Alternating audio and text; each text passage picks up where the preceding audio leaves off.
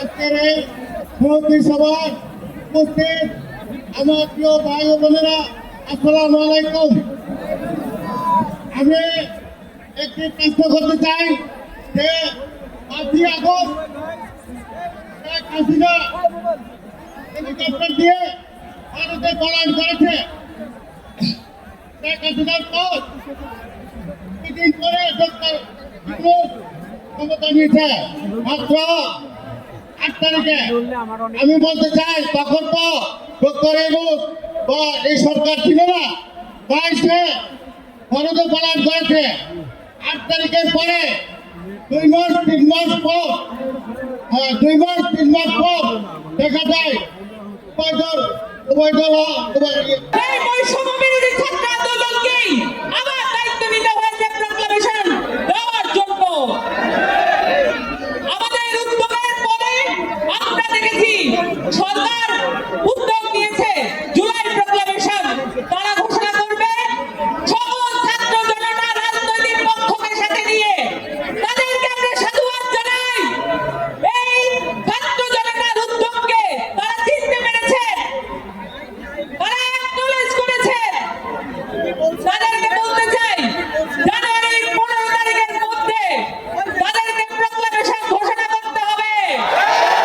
নতুবা ছাত্র জনতা আবারও 3 তারিখের মতো এবং 31 ডিসেম্বরের মতো আবারও লাখে লাখে ছাত্র জনতা নেমে আসবে। সময় আর ক্ষেপণ করার কোনো সুযোগ নাই। আপনারা সকলে জানেন আমাদেরকে বিচার এবং সংস্কার আদায় করতে হবে। রাজপথে আপনাদের থাকতে হবে সকলকে। আপনারা আমাদেরকে কথা দেন, আপনারা নিজেদেরকে কথা দেন, আপনারা বিচার ও সংস্কার আদায় না করে রাজপথ ছেড়ে যাবেন না। আজকে যখন শেখ হাসিনা টাকা ভেঙে দেশ থেকে পালায়, আজকে যখন করে কেন আমাদের আবার শহীদ মিনারে এক হতে হলো? গত 5 মাসে সরকারের কি প্রক্লামেশন ঘোষণার সুযোগ হয় নাই? তারা কি এতই ব্যস্ত ছিল যে তারা একটা জুলাইয়ের ঘোষণাপত্র ঘোষণা করার সময়টা করে উঠতে পারে নাই? এই পরিপ্রেক্ষিতে কিছুদিন আগে আমরা বৈষম্য বিরোধী ছাত্র আন্দোলন আমরা এই উদ্যোগটা গ্রহণ করি। এই জুলাইয়ে যে যোদ্ধারা জীবন দিয়ে রাস্তায় যুদ্ধ করেছিল, লড়াই করেছিল, তাদের সেফটি আমাদের দিতে হবে। এটা আমাদের ঐতিহাসিক দায়। আজকে গতকালকে রাতে যখন প্রধান উপদেষ্টা ব্রিফিং আমার ঘোষণা করেছে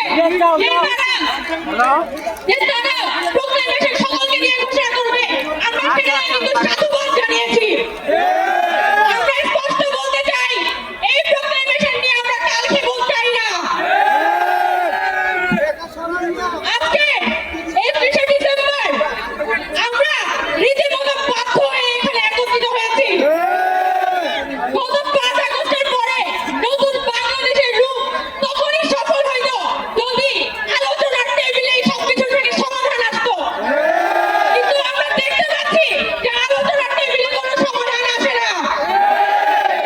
আমাদের জনগণের সমাধান শুধুমাত্র রাজপথ। আমরা বৈষম্য বিরোধী ছাত্র আন্দোলন খুব স্পষ্টভাবে বলে দিতে চাই, আওয়ামী লীগের বিচারের আগে কোনো নির্বাচন হবে না।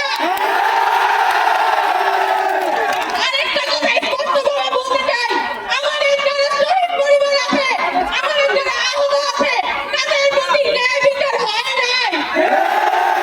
বাংলাদেশের মানুষ একজন বাংলাদেশ নয়। বাংলাদেশের মানুষ জুলাইয়ের প্রক্লামেশন চায়। বাংলাদেশের মানুষ নতুন সংবিধান পেতে চায়। বাংলাদেশের মানুষ সংস্কার চায়। ভাইরা আমার, বৈষম্য বিরোধী ছাত্র আন্দোলন যখন জুলাইয়ের প্রক্লামেশন নিয়ে রাজপথে জমায়েত করার ঘোষণা দিয়েছে, আমরা দেখেছি সরকারের পক্ষ থেকে উদ্যোগ নিয়ে সকল রাজনৈতিক পক্ষকে সাথে নিয়ে সরকার জুলাইয়ের ঘোষণাপত্র পাঠ করার সিদ্ধান্ত গ্রহণ করেছে। সরকারের এই সিদ্ধান্ত বৈষম্য বিরোধী ছাত্র আন্দোলনের এক অন্যতম বিজয়।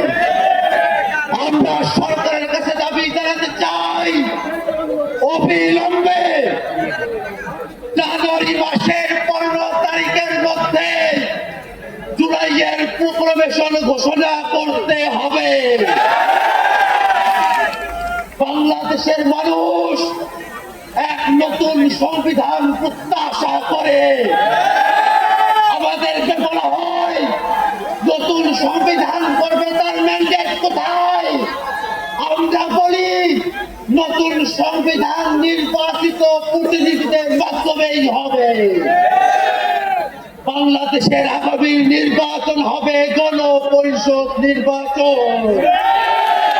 এই গণপরিষদ নির্বাচনে যারা জয়ী হবে তারা একই সাথে সংবিধান বিষয়ে সিদ্ধান্ত নেবে, নতুন সংবিধান প্রণয়ন করবে এবং আইনসভার সদস্য হিসাবে ভূমিকা পালন করবে।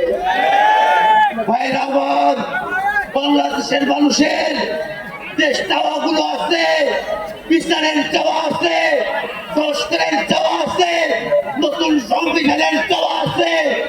বাংলাদেশের মানুষের প্রত্যেকটা বিষয়ের যে আকাঙ্ক্ষা আছে, সেই আকাঙ্ক্ষাকে বাংলাদেশের ছাত্র জনতা অবশ্যই বাস্তবায়ন করিয়ে নিয়ে আসবে। এই বলে আমি আমার বক্তব্য এখানে শেষ করছি।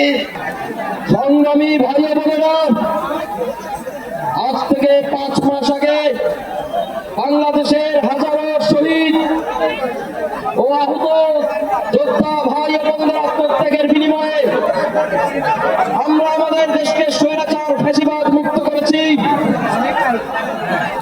আগস্টের 3 তারিখে আমরা ঘোষণা দিয়েছিলাম আমরা ফ্যাসিবাদের বিরোধ চাই, নতুন রাজনৈতিক বন্দোবস্ত চাই।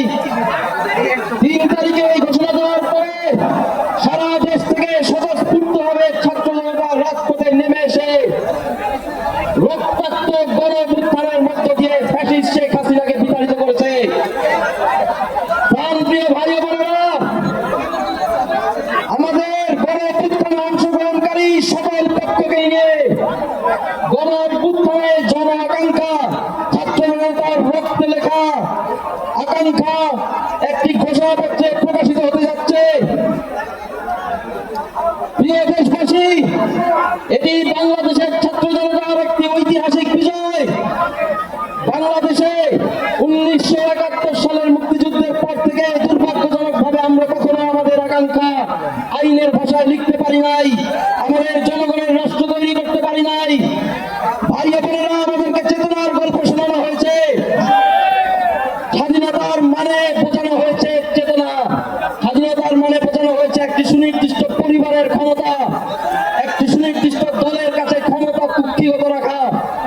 আমরা বলেছি 24-এর গণঅভ্যুত্থানের স্পিরিট হচ্ছে বাংলাদেশের জনগণের খাদ্য, বস্ত্র, বাসস্থান, চিকিৎসার অধিকার, বাংলাদেশের কৃষক শ্রমিকের বেঁচে থাকবার অধিকার, বাংলাদেশের ছাত্র ভাই বোনদের শিক্ষার অধিকার, বাংলাদেশের মানুষের স্বাস্থ্য অধিকার, বাংলাদেশের মানুষের সার্বভৌমত্বের অধিকার, বাংলাদেশ রাষ্ট্রের স্বাধীনতা। বাংলাদেশের মানুষের এই ঐতিহাসিক জন আকাঙ্ক্ষা প্রকাশিত হবে। আমরা সকলে আমাদের এই ঐতিহাসিক বিজয় উদযাপন করব। বাংলাদেশে গণঅভ্যুত্থানে অংশগ্রহণকারী সকল পক্ষ এতে অংশগ্রহণ করবেন। আমরা এই মহাসমাবেশ থেকে সেই ঘোষণাপত্রে বাংলাদেশের জনগণ, ছাত্র জনতার আকাঙ্ক্ষা লিপিবদ্ধ করবার প্রতিশ্রুতি এবং অঙ্গীকারবদ্ধ হলাম। আমরা সবাই সেই ঐতিহাসিক মুহূর্তে উপস্থিত থেকে নিজেদের ন্যায্য হিস্সা বুঝে নিয়ে আমাদের নিজেদের অধিকার আদায় করে নিব। সামনের দিনের সেই লড়াইয়ে আমরা একসাথে থাকবো। আমাদের নতুন বাংলাদেশ আমরা নির্মাণ করেই ছাড়বো, সেই আশা আকাঙ্ক্ষা ব্যক্ত করে আজকে এখানেই আমার বক্তব্য শেষ করছি। ইনকিলাব জিন্দাবাদ। বর্তমান সরকার ছাত্র জনতার সেই দাবির মুখে গতকালের রাত্রে বাংলাদেশের সকল দল পক্ষকে নিয়ে একটি ঘোষণাপত্র বাংলাদেশকে উপহার দেওয়ার জন্য প্রেস রিলিজ দিয়েছেন। এটা আমাদের অর্জন। সাথে সাথে আমরা বলে দিতে চাই, এই যারা শহীদ হয়েছেন, 90 যারা শহীদ হয়েছেন আহত হয়েছেন, যারা 71 শহীদ হয়েছেন আহত হয়েছেন, তাদের প্রত্যেকটি রক্তের কোনায় লেখা আছে যে প্রতিশ্রুতিগুলো আগামীতে যে প্রক্লেমেশনটা আমাদের জাতির সামনে আসবে সেখানে সেগুলো স্পষ্ট করে লেখা থাকতে হবে।